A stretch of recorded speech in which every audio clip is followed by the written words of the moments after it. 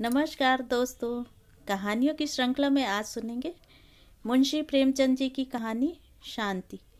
लेकिन उससे पहले मेरा आपसे विनम्र अनुरोध है कि अगर आपको मेरी कहानियाँ अच्छी लगती हैं तो मेरे चैनल को सब्सक्राइब ज़रूर करें, लाइक करें, शेयर करें और बेल आइकन दबाना बिल्कुल भी ना भूलें। आज सुनिए शांति। जब मैं ससुराल आई तो बिल्कुल फूहड़ थी। न पहनने ओढ़ने का सलीका, न बातचीत करने का ढंग। सिर उठाकर किसी से बातचीत न कर सकती थी। आंखें अपने आप झपक जाती थी। किसी के सामने जाते शर्म आती। स्त्रियों तक के सामने बिना घूंघट के झिझक होती थी। मैं कुछ हिंदी पढ़ी हुई थी, पर उपन्यास, नाटक आदि के पढ़ने में आनंद न आता था। फुर्सत मिलने पर रामायण पढ़ती। उसमें मेरा मन बहुत लगता था। मैं उसे मनुष्यकृत नहीं समझती थी। मुझे पूरा पूरा विश्वास था कि उसे किसी देवता ने स्वयं रचा होगा। मैं मनुष्यों को इतना बुद्धिमान और सहृदय नहीं समझती थी। मैं दिन भर घर का कोई न कोई काम करती रहती और कोई काम न रहता तो चरखे पर सूत काटती।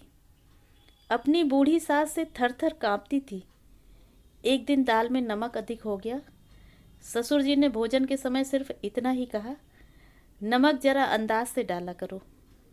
इतना सुनते ही हृदय कांपने लगा, मानो मुझे इससे अधिक कोई वेदना नहीं पहुंचाई जा सकती थी। लेकिन मेरा यह फूहड़पन मेरे बाबूजी यानी पतिदेव को पसंद न आता था। वह वकील थे। उन्होंने शिक्षा की ऊंची से ऊंची डिग्रियां पाई थीं। वह मुझ पर प्रेम अवश्य करते थे, पर उस प्रेम में दया की मात्रा अधिक होती थी। स्त्रियों के रहन सहन और शिक्षा के संबंध में उनके विचार बहुत ही उदार थे। वह मुझे उन विचारों से बहुत नीचे देखकर कदाचित मन ही मन खिन्न होते थे, परंतु उसमें मेरा कोई अपराध न देखकर हमारे रस्म रिवाज पर झुंझलाते थे। उन्हें मेरे साथ बैठकर बातचीत करने में जरा आनंद न आता। सोने आते तो कोई न कोई अंग्रेजी पुस्तक साथ लाते और नींद न आने तक पढ़ा करते। जो कभी मैं पूछ बैठती कि क्या पढ़ते हो, तो मेरी ओर करुण दृष्टि से देखकर उत्तर देते, तुम्हें क्या बतलाऊं, यह ऑस्कर वाइल्ड की सर्वश्रेष्ठ रचना है। मैं अपनी अयोग्यता पर बहुत लज्जित थी, अपने को धिक्कारती। मैं ऐसे विद्वान पुरुष के योग्य नहीं हूँ। मुझे किसी उजट के घर पढ़ना था। बाबूजी मुझे निरादर की दृष्टि से नहीं देखते थे। यही मेरे लिए सौभाग्य की बात थी। एक दिन संध्या समय मैं रामायण पढ़ रही थी। भरत जी रामचंद्र जी की खोज में निकले थे। उनका करुण विलाप पढ़कर मेरा हृदय गदगद हो रहा था। नेत्रों से अश्रुधारा बह रही थी। हृदय उमड़ा आता था। सहसा बाबूजी कमरे में आए। मैंने पुस्तक तुरंत बंद कर दी। उनके सामने मैं अपने फूहड़पन को भरसक प्रकट न होने देती थी, लेकिन उन्होंने पुस्तक देख ली और पूछा, रामायण है ना? मैंने अपराधियों की भांति सिर झुकाकर कहा, हाँ, जरा देख रही थी बाबूजी। इसमें शक नहीं कि पुस्तक बहुत ही अच्छी भाव से भरी हुई है, लेकिन जैसा अंग्रेज या फ्रांसीसी लेखक लिखते हैं तुम्हारी समझ में तो ना आवेगा, लेकिन कहने में क्या हर्ज है। यूरोप में आजकल स्वाभाविकता का जमाना है। वे लोग मनोभावों के उत्थान और पतन का ऐसा वास्तविक वर्णन करते हैं कि पढ़कर आश्चर्य होता है। हमारे यहाँ कवियों को पग पग पर धर्म तथा नीति का ध्यान रखना पड़ता है, इसलिए कभी कभी उनके भाव में अस्वाभाविकता आ जाती है, और यही त्रुटि तुलसीदास में भी है। मेरी समझ में उस समय कुछ भी ना आया। बोली, मेरे लिए तो यही बहुत है। अंग्रेजी पुस्तकें कैसे समझूं? बाबूजी, कोई कठिन बात नहीं है। 1 घंटे भी रोज पढ़ो तो थोड़े ही समय में काफ़ी योग्यता प्राप्त कर सकती हो। पर तुमने तो मानो मेरी बात न मानने की सौगंध ही खा ली है। कितना समझाया कि मुझसे शर्म की आवश्यकता नहीं, पर तुम्हारे ऊपर असर ही नहीं पड़ा। कितना कहता हूँ कि जरा सफाई से रहा करो। परमात्मा सुंदरता देता है तो चाहता है कि उसका श्रृंगार भी होता रहे, लेकिन जान पड़ता है तुम्हारी दृष्टि में उसका कुछ भी मूल्य नहीं। या शायद तुम समझती हो कि मेरे जैसे कुरूप मनुष्य के लिए तुम चाहे जैसा भी रहो, आवश्यकता से अधिक अच्छी हो। यह अत्याचार मेरे ऊपर है। तुम मुझे ठोक पीट कर वैराग्य सिखाना चाहती हो। जब मैं दिन रात मेहनत करके कमाता हूँ तो स्वभावतः मेरी यह इच्छा होती है कि उस द्रव्य का सबसे उत्तम व्यय हो, परंतु तुम्हारा फूहड़पन और तुम्हारे विचार मेरे सारे परिश्रम पर पानी फेर देते हैं। स्त्रियां केवल भोजन बनाने, बच्चे पालने, पति सेवा करने और एकादशी व्रत रखने के लिए नहीं है। उनके जीवन का लक्ष्य इससे बहुत ऊंचा है। वे मनुष्यों के समस्त सामाजिक और मानसिक विषयों में समान रूप से भाग लेने की अधिकारिणी हैं। उन्हें भी मनुष्यों की भांति स्वतंत्र रहने का अधिकार प्राप्त है। मुझे तुम्हारी यह बंदी दशा देखकर बड़ा कष्ट होता है। स्त्री पुरुष की अर्धांगिनी मानी गई है, लेकिन तुम मेरी मानसिक और सामाजिक किसी आवश्यकता को पूरा नहीं कर सकती। मेरा और तुम्हारा धर्म अलग, आचार विचार अलग, आमोद प्रमोद के विषय अलग। जीवन के किसी कार्य में मुझे तुमसे किसी प्रकार की सहायता नहीं मिल सकती। तुम स्वयं विचार कर सकती हो कि ऐसी दशा में मेरी जिंदगी कैसी बुरी तरह कट रही है। बाबूजी का कहना बिल्कुल यथार्थ था। मैं उनके गले में एक जंजीर की भांति पड़ी हुई थी। उस दिन से मैंने उन्हीं के कहे अनुसार चलने की दृढ़ प्रतिज्ञा कर ली। अपने देवता को किस भांति अप्रसन्न करती। यह तो कैसे कहूँ कि मुझे पहनने ओढ़ने से प्रेम न था, और उतना ही था जितना दूसरी स्त्रियों को होता है। जब बालक और वृद्ध तक श्रृंगार पसंद करते हैं तो मैं तो युवती ठहरी। मन भीतर ही भीतर मचल कर रह जाता था। मेरे मायके में मोटा खाने और मोटा पहनने की चाल थी। मेरी माँ और दादी हाथों से सूत काटती थीं और जुलाहे से उसी सूत के कपड़े बुनवा लिए जाते थे। बाहर से बहुत कम कपड़े आते थे। मैं जरा महीन कपड़ा पहनना चाहती या श्रृंगार की रुचि दिखाती तो अम्मा फौरन टोकती और समझाती कि बहुत बनाव संवार भले घर की लड़कियों को शोभा नहीं देता। ऐसी आदत अच्छी नहीं। यदि कभी वह मुझे दर्पण के सामने देख लेती तो झिड़कने लगती, परंतु अब बाबूजी की जिद से मेरी यह झिझक जाती रही। सास और ननदें मेरे बनाव श्रृंगार पर नाक भौं सिकोड़ती, पर मुझे अब उनकी परवाह न थी। बाबूजी की प्रेम परिपूर्ण दृष्टि के लिए मैं झिड़कियां भी सह सकती थी। अब उनके और मेरे विचारों में समानता आती जाती थी। वह अधिक प्रसन्न चित्त जान पड़ते थे।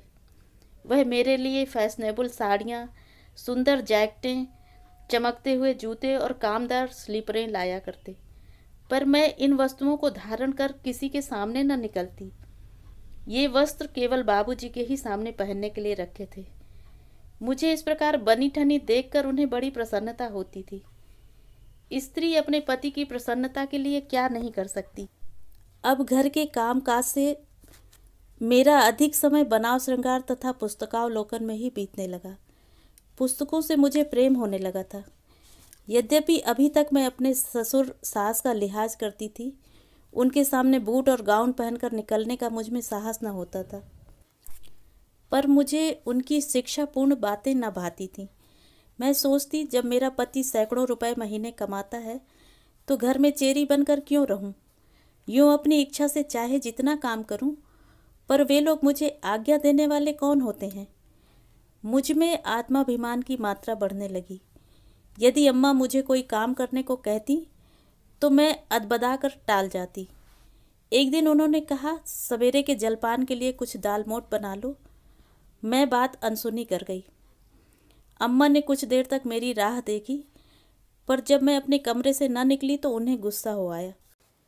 वह बड़ी ही चिड़चिड़ी प्रकृति की थी। तनिक सी बात पर तुनक जाती थी। उन्हें अपनी प्रतिष्ठा का इतना अभिमान था कि मुझे बिल्कुल लौंडी समझती थी। हाँ, अपनी पुत्रियों से सदैव नम्रता से पेश आती, बल्कि मैं तो यह कहूँगी कि उन्हें सिर चढ़ा रखा था। वह क्रोध से भरी हुई मेरे कमरे के द्वार पर आकर बोली, तुमसे मैंने दाल मोट बनाने को कहा था, बनाया? मैं कुछ रुष्ट होकर बोली, अभी फुर्सत नहीं मिली। अम्मा, तो तुम्हारी जान में दिन भर पड़े रहना ही बड़ा काम है। यह आजकल तुम्हें हो क्या गया है? किस घमंड में हो? क्या यह सोचती हो कि मेरा पति कमाता है तो मैं काम क्यों करूं? इस घमंड में ना भूलना, तुम्हारा पति लाख कमाए लेकिन घर में राज मेरा ही रहेगा। आज वह 4 पैसे कमाने लगा है तो तुम्हें मालकिन बनने की हवस हो रही है। लेकिन उसे पालने पोसने तुम नहीं आई थी। मैंने ही उसे पढ़ा लिखा कर इस योग्य बनाया है। वाह, कल की छोकरी और अभी से यह गुमान। मैं रोने लगी। मुंह से एक बात न निकली। बाबूजी उस समय ऊपर के कमरे में बैठे हुए कुछ पढ़ रहे थे। ये बातें उन्होंने सुनी। उन्हें कष्ट हुआ। रात को जब वह मेरे पास आए तो बोले, देखा तुमने आज अम्मा का क्रोध। यही अत्याचार है जिससे स्त्रियों को अपनी जिंदगी पहाड़ मालूम होने लगती है। इन बातों से हृदय में कितनी वेदना होती है इसका जानना असंभव है। जीवन भार हो जाता है, हृदय जर्जर हो जाता है और मनुष्य की आत्मोन्नति उसी प्रकार रुक जाती है जैसे जल, प्रकाश और वायु के बिना पौधे सूख जाते हैं। हमारे घरों में यह बड़ा अंधेर है। अब मैं उनका पुत्र ही ठहरा उनके सामने मुंह नहीं खोल सकूंगा। मेरे ऊपर उनका बहुत बड़ा अधिकार है। अतएव उनके विरुद्ध एक शब्द भी कहना मेरे लिए लज्जा की बात होगी। और यही बंधन तुम्हारे लिए भी है। यदि तुमने चुपचाप उनकी बातें न सुन ली होती तो मुझे बहुत ही दुख होता। कदाचित मैं विष खा लेता। ऐसी दशा में दो ही बातें संभव हैं, या तो सदैव उनकी घुड़कियों झिड़कियों को सह जाओ या अपने लिए कोई दूसरा रास्ता ढूंढो। अब इस बात की आशा करना कि अम्मा के स्वभाव में कोई परिवर्तन होगा बिल्कुल भ्रम है। बोलो, तुम्हें क्या स्वीकार है? मैंने डरते डरते कहा, आपकी जो आज्ञा हो वह करें। अब कभी न पढ़ूंगी लिखूंगी और जो कुछ वह कहेंगी वही करूंगी। यदि वह इसी में प्रसन्न है तो यही सही। मुझे पढ़ लिख कर क्या करना है? बाबूजी, पर यह मैं नहीं चाहता। अम्मा ने आज आरंभ किया है, अब रोज बढ़ती ही जाएंगी। मैं तुम्हें जितना ही सभ्य तथा विचारशील बनाने की चेष्टा करूंगा उतना ही उन्हें बुरा लगेगा और उनका गुस्सा तुम ही पर उतरेगा।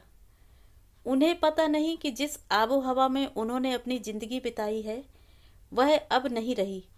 विचार स्वातंत्र और समयानुकूलता उनकी दृष्टि में अधर्म से कम नहीं। मैंने यह उपाय सोचा है कि किसी दूसरे शहर में चलकर अपना अड्डा जमाऊं। मेरी वकालत भी यहाँ नहीं चलती, इसलिए किसी बहाने की भी आवश्यकता न पड़ेगी। मैं इस तजवीज के विरुद्ध कुछ न बोली। यद्यपि मुझे अकेले रहने से भय लगता था, तथापि वहाँ स्वतंत्र रहने की आशा ने मन को प्रफुल्लित कर दिया। उसी दिन से अम्मा ने मुझसे बोलना छोड़ दिया। महरियों, पड़ोसियों और ननदों के आगे मेरा परिहास किया करती। यह मुझे बहुत बुरा मालूम होता था। इसके पहले यदि वह कुछ भली बुरी बातें कह लेती तो मुझे स्वीकार था। मेरे हृदय में उनकी मान मर्यादा घटने लगी। किसी मनुष्य पर इस प्रकार कटाक्ष करना उसके हृदय से अपने आदर को मिटाने के समान है। मेरे ऊपर सबसे गुरुतर दोषारोपण यह था कि मैंने बाबूजी पर कोई मोहनी मंत्र फूंक दिया है। वह मेरे इशारों पर चलते हैं, पर यथार्थ में बात उल्टी ही थी। भाद्र मास था, जन्माष्टमी का त्योहार आया था। घर में सब लोगों ने व्रत रखा। मैंने भी सदैव की भांति व्रत रखा। ठाकुर जी का जन्म रात को 12 बजे होने वाला था। हम सब बैठी गाती बजाती थी। बाबूजी इन असभ्य व्यवहारों के बिल्कुल विरुद्ध थे। वह होली के दिन रंग भी न खेलते। गाने बजाने की तो बात ही अलग। रात को 1 बजे जब मैं उनके कमरे में गई तो मुझे समझाने लगे, इस प्रकार शरीर को कष्ट देने से क्या लाभ? कृष्ण महापुरुष अवश्य थे और उनकी पूजा करना हमारा कर्तव्य है, पर इस गाने बजाने से क्या फायदा? इस ढोंग का नाम धर्म नहीं है। धर्म का संबंध सच्चाई और ईमान से है, दिखावे से नहीं। बाबूजी स्वयं इसी मार्ग का अनुकरण करते थे। वह भगवत गीता की अत्यंत प्रशंसा करते, पर उसका पाठ कभी न करते थे। उपनिषदों की प्रशंसा में उनके मुख से मानो पुष्प वृष्टि होने लगती थी, पर मैंने उन्हें कभी कोई उपनिषद पढ़ते नहीं देखा। वह हिंदू धर्म के गूढ़ तत्व ज्ञान पर लट्टू थे, पर उसे समयानुकूल नहीं समझते थे। विशेषकर वेदांत को तो भारत की अवनति का मूल कारण समझते थे। वह कहा करते थे, इसी वेदांत ने हमको चौपट कर दिया। हम दुनिया के पदार्थों को तुच्छ समझने लगे, जिसका फल अब तक भुगत रहे हैं। अब उन्नति का समय है, चुपचाप बैठे रहने से निर्वाह नहीं। संतोष ने ही भारत को गारद कर दिया। उस समय उनको उत्तर देने की शक्ति मुझ में कहाँ थी। हाँ, अब जान पड़ता है, यह यूरोपियन सभ्यता के चक्कर में पड़े हुए थे। अब वह स्वयं ऐसी बातें नहीं करते। वह जोश अब ठंडा हो चला। इसके कुछ दिन बाद हम इलाहाबाद चले गए। बाबूजी ने पहले ही एक 2 मंजिला मकान ले रखा था, सब तरह से सजा सजाया। हमारे यहाँ 5 नौकर थे, 2 स्त्रियाँ, 2 पुरुष और 1 महाराज। अब मैं घर के कुल कामकाज से छुट्टी पा गई। कभी जी घबराता तो कोई उपन्यास लेकर पढ़ने लगती। यहाँ फूल और पीतल के बर्तन बहुत कम थे। चीनी की रकाबियाँ और प्याले अलमारियों में सजे रहते थे। भोजन मेज पर आता था। बाबूजी बहुत चाव से भोजन करते। मुझे पहले कुछ शर्म आती थी, लेकिन धीरे धीरे मैं भी मेज पर ही भोजन करने लगी। हमारे पास एक सुंदर टमटम भी थी। अब हम पैदल बिल्कुल भी न चलते। बाबूजी कहते, यही फैशन है। बाबूजी की आमदनी अभी बहुत कम थी, भली भांत खर्च भी न चलता था। कभी कभी मैं उन्हें चिंताकुल देखती तो समझाती कि जब आय इतनी कम है तो व्यय इतना क्यों बढ़ा रखा है। कोई छोटा सा मकान ले लो, 2 नौकरों से भी काम चल सकता है। लेकिन बाबूजी मेरी बातों पर हंस देते और कहते, मैं अपनी दरिद्रता का ढिंढोरा अपने आप ही क्यों पीटूं। दरिद्रता प्रकट करना दरिद्र होने से अधिक दुखदायी होता है। भूल जाओ कि हम लोग निर्धन हैं, फिर लक्ष्मी हमारे पास आप दौड़ी आएगी। खर्च बढ़ना, आवश्यकताओं का अधिक होना ही द्रव्योपार्जन की पहली सीढ़ी है। इससे हमारी गुप्त शक्तियाँ विकसित होती हैं और हम उन कष्टों को झेलते हुए आगे पग धरने के योग्य होते हैं। संतोष दरिद्रता का दूसरा नाम है। अस्तु हम लोगों का खर्च दिन ब दिन बढ़ता ही जाता था। हम लोग सप्ताह में 3 बार थिएटर जरूर देखने जाते। सप्ताह में 1 बार मित्रों को भोजन अवश्य ही दिया जाता। अब मुझे सूझने लगा कि जीवन का लक्ष्य सुख भोग ही है। ईश्वर को हमारी उपासना की इच्छा नहीं, उसने हमको उत्तम उत्तम वस्तुएं भोगने के लिए ही दी हैं। उसको भोगना ही उसकी सर्वोत्तम आराधना है। एक ईसाई लेडी मुझे पढ़ाने तथा गाना सिखाने आने लगी। घर में एक पियानो भी आ गया। इन्हीं आनंदों में फंसकर मैं रामायण और भक्तमाल को भूल गई। ये पुस्तकें मुझे अब अप्रिय लगने लगीं। देवताओं से विश्वास उठ गया। धीरे धीरे यहाँ के बड़े लोगों से स्नेह और संबंध बढ़ने लगा। यह एक बिल्कुल नई सोसाइटी थी। इनके रहन सहन, आहार व्यवहार और आचार विचार मेरे लिए सर्वथा अनोखे थे। मैं इस सोसाइटी में ऐसी जान पड़ती जैसे मोरों में कौवा। इन लेडियों की बातचीत कभी थिएटर और घुड़दौड़ के विषय में होती, कभी टेनिस, समाचार पत्रों और अच्छे अच्छे लेखकों के लेखों पर। उनके चातुर्य, बुद्धि की तीव्रता, फुर्ती और चपलता पर मुझे अचंभा होता। ऐसा मालूम होता कि वे ज्ञान और प्रकाश की पुतलियां हैं। वे बिना घूंघट बाहर निकलती। मैं उनके साहस पर चकित रह जाती। मुझे भी कभी कभी अपने साथ ले जाने की चेष्टा करती, लेकिन मैं लज्जावश न जा सकती। मैं उन लेडियों को भी उदास या चिंतित न पाती। मिस्टर दास बहुत बीमार थे, परंतु मिसेस दास के माथे पर चिंता का चिन्ह तक न था। मिस्टर बागड़ी नैनीताल में तपेदिक का इलाज करा रहे थे, पर मिसेस बागड़ी नित्य टेनिस खेलने जाती थीं। इस अवस्था में मेरी क्या दशा होती मैं ही जानती हूँ।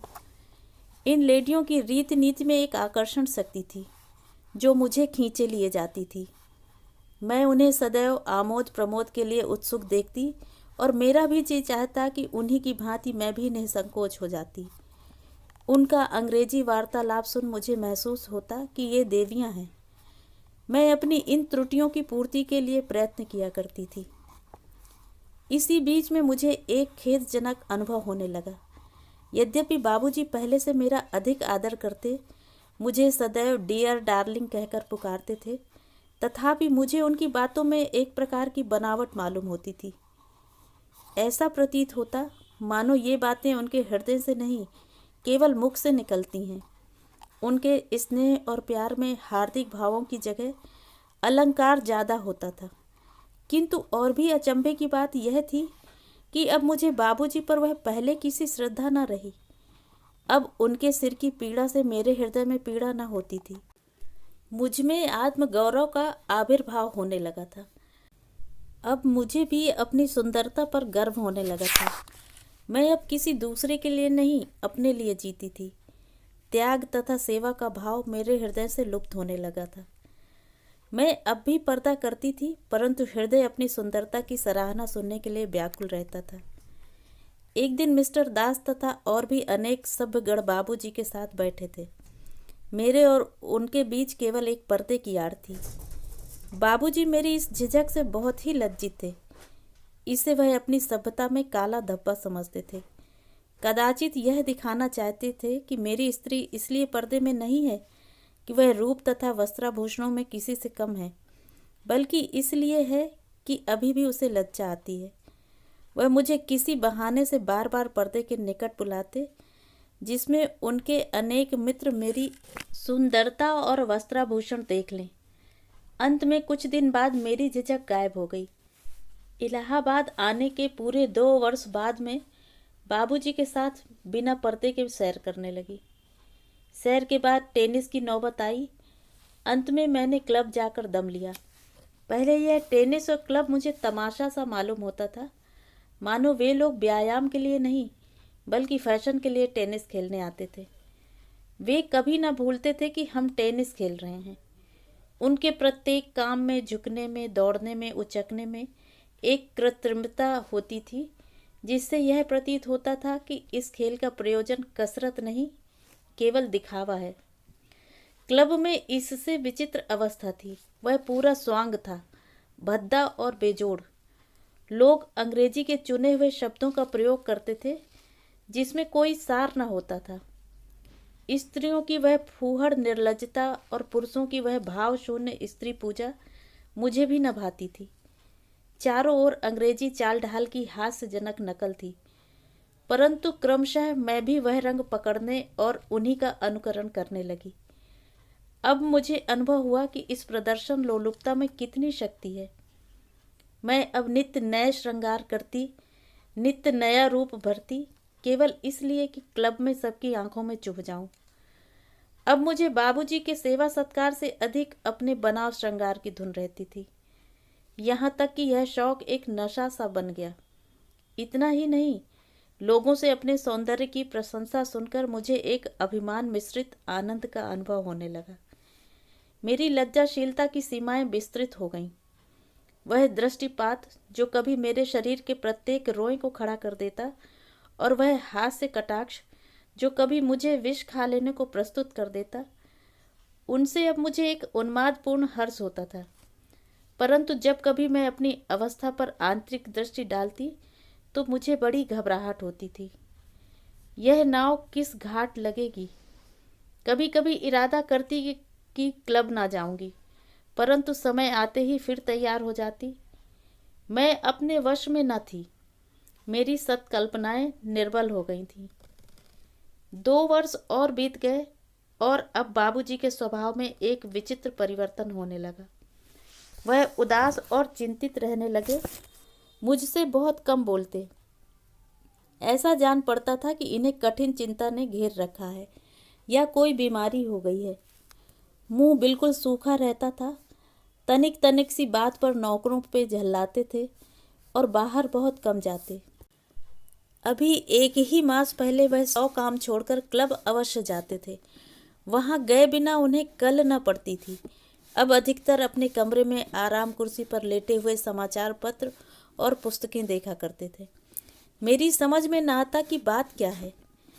एक दिन उन्हें बड़े जोर का बुखार आया। दिन भर बेहोश रहे, परंतु मुझे उनके पास बैठने में अनकुछ सा लगता था। मेरा जी एक उपन्यास में लगा हुआ था। उनके पास जाती थी और पल भर में फिर लौट आती। टेनिस का समय आया तो दुविधा में पड़ गई कि जाऊं या ना जाऊं। देर तक मन में यह संग्राम होता रहा। अंत को मैंने यह निर्णय किया कि मेरे यहाँ रहने से वह कुछ अच्छे तो हो नहीं जाएंगे। इससे मेरा यहाँ बैठा रहना बिल्कुल निरर्थक है। मैंने बढ़िया वस्त्र पहने और रैकेट लेकर क्लब जा पहुंची। वहां मैंने मिसेस दास और मिसेस बागची से बाबूजी की दशा बतलाई और सजल नेत्र चुपचाप बैठी रही। जब सब लोग कोर्ट में जाने लगे और मिस्टर दास ने मुझे चलने को कहा तो मैं ठंडी आह भरकर कोर्ट में जा पहुंची और खेलने लगी। आज से 3 वर्ष पूर्व बाबूजी को इसी प्रकार बुखार आ गया था। मैं रात भर उन्हें पंखा झलती रही थी। हृदय व्याकुल था और यही चाहता था कि इनके बदले मुझे बुखार आ जाए, परंतु वह उठ बैठे। पर अब हृदय तो स्नेह शून्य हो गया था, दिखावा अधिक था। अकेले रोने की मुझ में क्षमता न रह गई थी। मैं सदैव की भांति रात को 9 बजे लौटी। बाबूजी का जी कुछ अच्छा जान पड़ा। उन्होंने मुझे केवल दबी दृष्टि से देखा और करवट बदल ली, परंतु मैं लेटी तो मेरा हृदय मुझे अपनी स्वार्थपरता और प्रमोदासक्ति पर धिक्कारता। मैं अब अंग्रेजी उपन्यासों को समझने लगी। हमारी बातचीत अधिक उत्कृष्ट और आलोचनात्मक होती थी। हमारा सभ्यता का आदर्श अब बहुत ही उच्च हो गया। हमको अब अपनी मित्र मंडली से बाहर दूसरों से मिलने जुलने में संकोच होता था। हम अपने से छोटी श्रेणी के लोगों से बोलने में अपना अपमान समझते थे। नौकरों को अपना नौकर समझते थे और बस। हमें उनके निजी मामलों से कुछ मतलब न था। हम उनसे अलग रहकर उनके ऊपर अपना जोर जमाए रखना चाहते थे। हमारी इच्छा यह थी कि वह हम लोगों को साहब समझे। हिंदुस्तानी स्त्रियों को देखकर मुझे उनसे घृणा होती थी। उनमें शिष्टता न थी।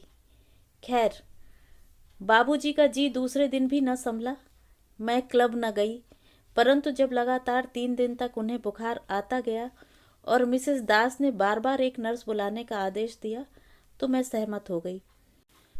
उस दिन से रोगी की सेवा शुश्रूषा से छुट्टी पाकर बड़ा हर्ष हुआ।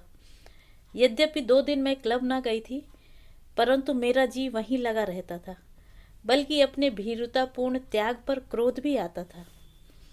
एक दिन तीसरे पहर मैं कुर्सी पर लेटी हुई अंग्रेजी पुस्तक पढ़ रही थी। अचानक मन में यह विचार उठा कि बाबूजी का बुखार असाध्य हो जाए तो।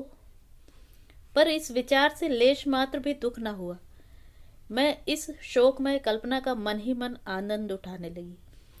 Mrs Das, Mrs Naidu, Mrs Srivastava, Miss Khare, Mrs Sargar अवश्य ही मातम पुरसी करने आवेंगी। उन्हें देखते ही मैं सजल नेत्र हो उठूंगी और कहूंगी, बहनों, मैं लुट गई, हाय मैं लुट गई। अब मेरा जीवन अंधेरी रात के भयावह वन या शमशान के दीपक के समान है। परंतु मेरी अवस्था पर दुख प्रकट न करो। मुझ पर जो पड़ेगी उसे मैं उस महान आत्मा के मोक्ष के विचार से सह लूंगी।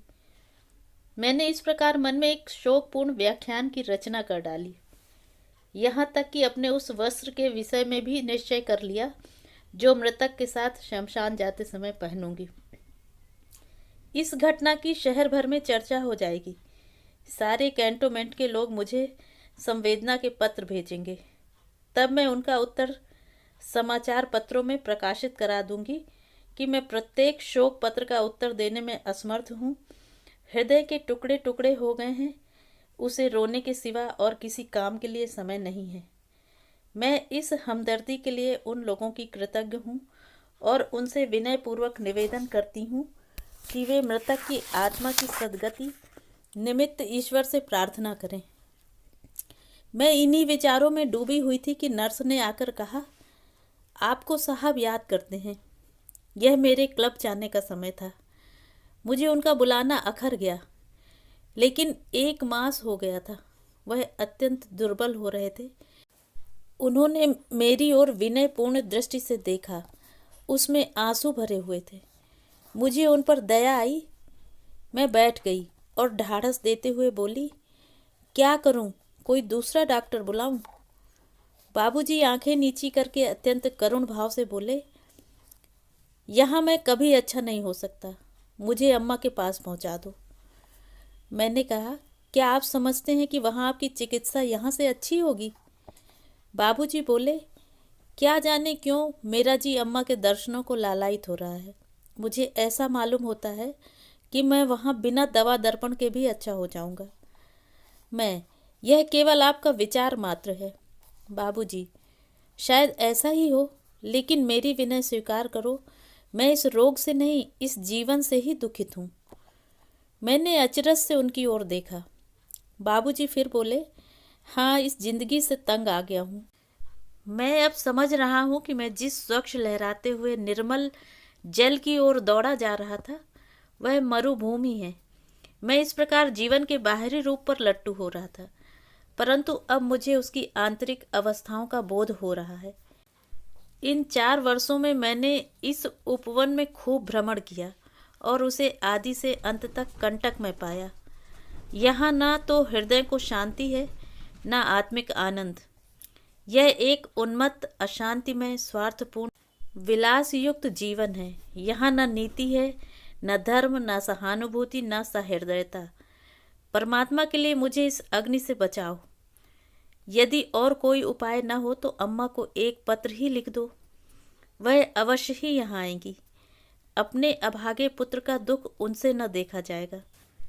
उन्हें इस सोसाइटी की हवा अभी नहीं लगी, वह आएंगी।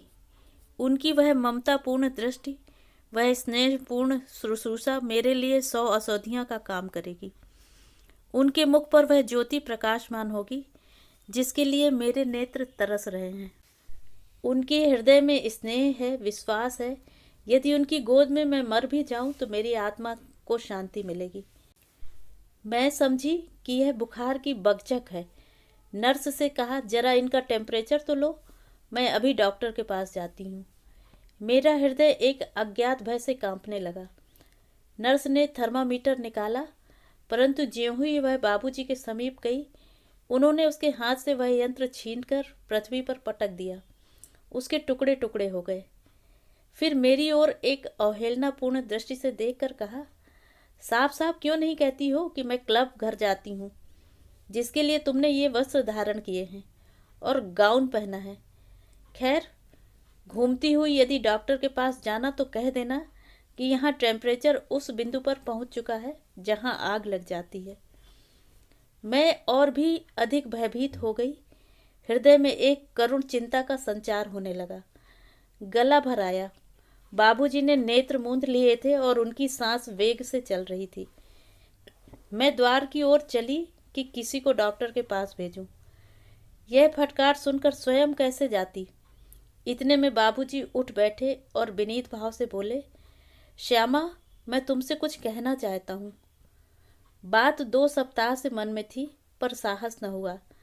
आज मैंने निश्चय कर लिया है कि कह ही डालूं। मैं अब फिर अपने घर जाकर वही पहले की सी जिंदगी बिताना चाहता हूँ। मुझे अब इस जीवन से घृणा हो गई है और यही मेरी बीमारी का मुख्य कारण है। मुझे शारीरिक नहीं, मानसिक कष्ट है। मैं फिर तुम्हें वही पहले की सी सलज, नीचा सिर करके चलने वाली, पूजा करने वाली, रामायण पढ़ने वाली, घर का काम काज करने वाली, चरखा काटने वाली, ईश्वर से डरने वाली, पति श्रद्धा से परिपूर्ण स्त्री देखना चाहता हूँ। मैं विश्वास करता हूँ कि तुम मुझे निराश ना करोगी। तुमको 16वां आना अपनी बनाना और 16वां आना तुम्हारा बनना चाहता हूँ। मैं अब समझ गया कि उसी सादे पवित्र जीवन में वास्तविक सुख है। बोलो, स्वीकार है? तुमने सदैव मेरी आज्ञाओं का पालन किया है। इस समय निराश न करना, नहीं तो इस कष्ट और शौक का ना जाने कितना भयंकर परिणाम हो। मैं सहसा कोई उत्तर न दे सकी। मन में सोचने लगी, इस स्वतंत्र जीवन में कितना सुख था। ये मजे वहाँ कहाँ। क्या इतने दिन स्वतंत्र वायु में विचरण करने के पश्चात फिर उसी पिंजड़े में जाऊं, वही लौंडी बनकर रहूं? क्यों इन्होंने मुझे वर्षों स्वतंत्रता का पाठ पढ़ाया, वर्षों देवताओं की, रामायण की पूजा पाठ की, व्रत उपवास की बुराई की, हंसी उड़ाई। अब जब मैं उन बातों को भूल गई, उन्हें मिथ्या समझने लगी, तो फिर मुझे उसी अंधकूप में ढकेलना चाहते हैं। मैं तो इन्हीं की इच्छा के अनुसार चलती हूँ, फिर मेरा अपराध क्या है? लेकिन बाबूजी के मुख पर एक ऐसी दीनतापूर्ण विवशता थी कि मैं प्रत्यक्ष अस्वीकार न कर सकी। बोली, आखिर यहाँ क्या कष्ट है? मैं उनके विचारों की तह तक पहुँचना चाहती थी। बाबूजी फिर उठ बैठे और मेरी ओर कठोर दृष्टि से देखकर बोले, बहुत ही अच्छा होता कि तुम इस प्रश्न को मुझसे पूछने के बदले अपने ही हृदय से पूछ लेती। क्या अब मैं तुम्हारे लिए वही हूँ जो आज से 3 वर्ष पहले था? जब मैं तुमसे अधिक शिक्षा प्राप्त, अधिक बुद्धिमान, अधिक जानकार होकर तुम्हारे लिए वह नहीं रहा जो पहले था। तुमने चाहे इसका अनुभव न किया हो, परंतु मैं स्वयं कर रहा हूँ। तुमने अपने को ऊपरी बनाव चुनाव और विलास के भंवर में डाल दिया और तुम्हें उसकी लेश मात्र भी सुधि नहीं है। अब मुझे पूर्ण विश्वास हो गया है कि सभ्यता स्वेच्छाचारिता का भूत स्त्रियों के कोमल हृदय पर बड़ी सुगमता से कब्जा कर सकता है। क्या अब से 3 वर्ष पूर्व भी तुम्हें यह साहस हो सकता था कि मुझे इस दशा में छोड़कर किसी पड़ोसन के यहाँ गाने बजाने चली जाती? मैं बिछौने पर रहता और तुम किसी के घर जाकर कलोलें करती। स्त्रियों का हृदय आधिक्य प्रिय होता है, परंतु इस नवीन आधिक्य के बदले मुझे वह पुराना आधिक्य कहीं ज़्यादा पसंद है। उस आधिक्य का फल आत्मिक एवं शारीरिक अभ्युदय और हृदय की पवित्रता और स्वेच्छाचार है। उस समय यदि तुम इस प्रकार मिस्टर दास के सम्मुख हंसती बोलती तो मैं या तो तुम्हें मार डालता या स्वयं विस्मान कर लेता, परंतु बेहयाई ऐसे जीवन का प्रधान तत्व है। मैं सब कुछ स्वयं देखता और सहता हूँ, कदाचित सहे भी जाता यदि इस बीमारी ने मुझे सचेत न कर दिया होता। अब यदि तुम यहाँ बैठी भी रहो तो मुझे संतोष न होगा, क्योंकि मुझे यह विचार दुखित करता रहेगा कि तुम्हारा हृदय यहाँ नहीं है। मैंने अपने को उस इंद्रजाल से निकालने का निश्चय कर लिया है जहाँ धन का नाम मान है। बोलो, मेरा प्रस्ताव स्वीकार है? मेरे हृदय पर वज्रपात सा हो गया। बाबूजी का अभिप्राय पूर्णतया हृदयंगम हो गया। अभी हृदय में कुछ पुरानी लज्जा बाकी थी। यह यंत्रणा असह्य हो गई, लज्जित हो उठी। अंतरात्मा ने कहा, अवश्य मैं अब वह नहीं हूँ जो पहले थी। उस समय मैं इनको अपना इष्ट देव मानती थी, इनकी आज्ञा शिरोधार्य थी, पर अब वह मेरी दृष्टि में एक साधारण मनुष्य हैं। मिस्टर दास का चित्र मेरे नेत्रों के सामने खिंच गया। कल मेरे हृदय पर इस दुरात्मा की बातों का कैसा नशा छा गया था, यह सोचते ही नेत्र लज्जा से झुक गए। बाबूजी की आंतरिक अवस्था उनके मुखड़े ही से प्रकाशमान हो रही थी। स्वार्थ और विलास लिप्सा के विचार मेरे हृदय से दूर हो गए। उनके बदले ये शब्द ज्वलंत अक्षरों में लिखे हुए नजर आए, तूने फैशन और वस्त्राभूषणों में अवश्य उन्नति की है। तुझमें अपने स्वार्थ का ज्ञान हो आया है। तुझमें जीवन के सुख भोगने की योग्यता अधिक हो गई है। तू अब अधिक गर्वणी, दृढ़ हृदय और शिक्षा संपन्न भी हो गई, लेकिन तेरे आत्मिक बल का विनाश हो गया, क्योंकि तू अपने कर्तव्य को भूल गई। मैं दोनों हाथ जोड़कर बाबूजी के चरणों पर गिर पड़ी। कंठ रुंध गया, एक शब्द भी मुंह से न निकला। अश्रुधारा बह चली। अब मैं फिर अपने घर आ गई हूँ। अम्मा जी अब मेरा अधिक सम्मान करती हैं। बाबूजी संतुष्ट दिख पड़ते हैं। वह अब स्वयं प्रतिदिन संध्या वंदन करते हैं। मिसेस दास के पत्र कभी कभी आते हैं।